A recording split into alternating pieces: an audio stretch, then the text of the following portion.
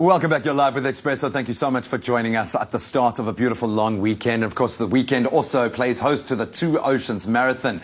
And the selfless men and women from Doctors Without Borders will be running to raise awareness for the work that they do, the vital work that they do here on the continent, and help people who desperately need assistance here in Africa. And we're joined this morning by two of the runners from Doctors Without Borders, Andries Heyns and Zibusiso Ndlovu.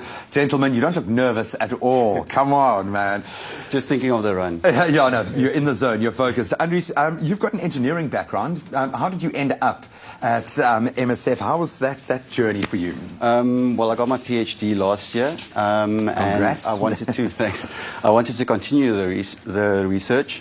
Unfortunately, I didn't get the funding, so I had quite a few opportunities that I could look at. MSF was one of them, and then I thought, okay, well, I'm quite an adventurous person. I'm going to apply, and then luckily I got accepted. And then I went to the Central African Republic last year, also because I've studied French before I can work in a French-speaking environment. So everything came together, you know, helping people out, doing something, you know, good, instead of just like going and chasing a job and money and so on. I wanted to do something that's good, can help other people. I mean, we'll get into the impact that that's had on your life, but let's chat to you, Zibo, quickly. An epidemiologist, vital work at the moment. You're obviously working very closely with HIV and AIDS. Explain to us, how does your job play out in terms of what you do with doctors?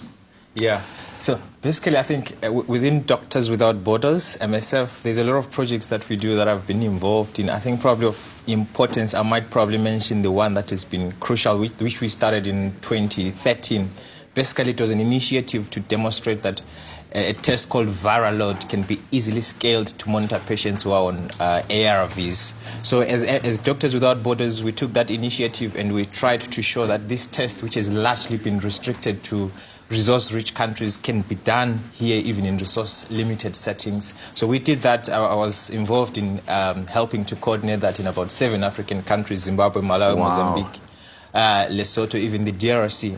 But overall, we show that this test can be easily implemented, and it's so heartwarming to see that most national ministries of health are taking up this test, and they've developed their own strategies to scale it up. I love the fact that the answers are there. It just requires the will. And clearly both of you have had enough of a shift in your consciousness to propel you to run the two oceans. So what was the motivation there? What are you hoping to achieve with this run, Andries? We are 20 runners from MSF. So we're trying to raise as much awareness as possible, because our funding comes from the public and so on. So it's a big fundraiser for us. And I'm a runner. I've run the Two Oceans before, so you know, for me, I'm also doing it for fun. But mainly, it's to be with the MSF colleagues to raise awareness, promote the work that we do. Solidarity, man. Solidarity. I love that. And that term really comes to bear when you look at Africa at the moment. We are a global village. There is no one who is separated from what the rest of the world is going through. How important is it for us as South Africa, kind of a leading light in the developing world, to get behind the efforts of Doctors Without Borders throughout the rest of Africa, Zibo? I think the important thing to realize is we all live in a global village, and problems that strike in other parts of the world are not necessarily limited to that part of the world. They can happen in any way. And from my experiences, I've seen that normally when tragedies do strike, South Africans, many of them, they start calling to offer their donations. And this is why we're here to say, guys, listen, we're here, we're Doctors Without Borders, we work independently, and we rely on your donations, which can be from 15 rand going up. And we are here just to raise awareness, to say we're not just medical.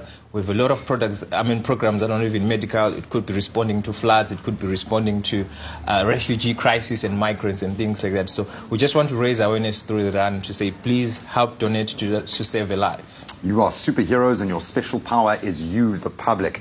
Absolutely love that. No politics, only the triumph of the human spirit. And let's hope that spirit triumphs on Sunday. Guys, enjoy the race as well, and please pass on our best to the rest of your team. Look out for the Doctors Without Borders in a bus of about 20 or so, but I have a feeling more are going to join that. What an incredible cause. Go and do what you can to spread awareness for what they are doing here on the continent of Africa. Well, it's now time for us to turn our attention to some space news. It's forever changing and extremely interesting, especially this week since 3 astronauts made their way back to Earth. Absolutely. Now, that's a very cool story. We all love it. We're all very happy that they made their way back safely. Now, so on Monday morning, 3 astronauts made their journey from the International Space Station back home to Earth. Now, NASA astronaut Shane Kimbrough and Russian cosmonaut Sergei Rizalov